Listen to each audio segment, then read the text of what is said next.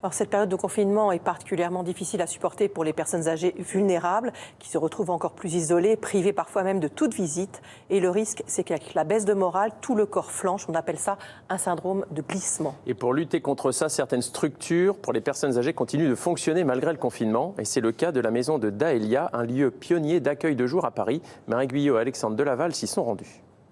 Alors, on va recommencer aujourd'hui le petit atelier mémoire. Qui me donne la date du jour ? La date du jour, nous sommes un mardi.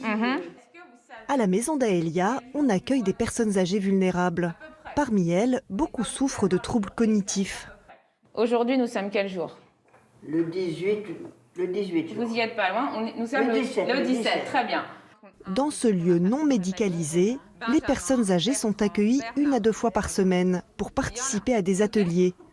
Sortir de chez elles, partager avec d'autres, vivre des moments de convivialité, des besoins essentiels en cette période de confinement.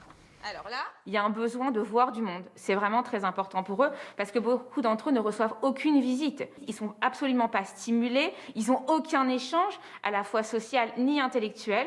Donc venir ici, travailler 1 heure de temps sur sa mémoire, sur des exercices, ça stimule, c'est valorisant et voilà, ça leur fait du bien.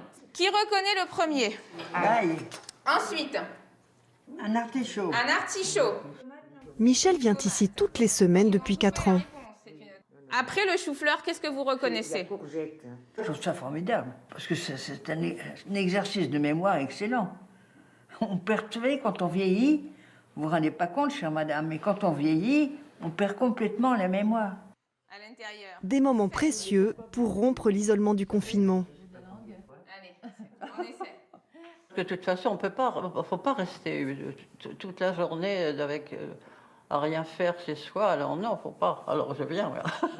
C'est pour ça que je viens, c'est parce que sinon on verrait personne en ce moment. Si on venait pas ici, on ne verrait personne.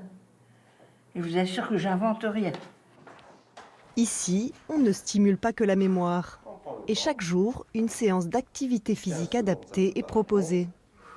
Vous n'êtes pas obligé d'aller vite, on peut juste se focaliser sur la longe, essayer d'aller chercher le plus loin possible vers l'avant.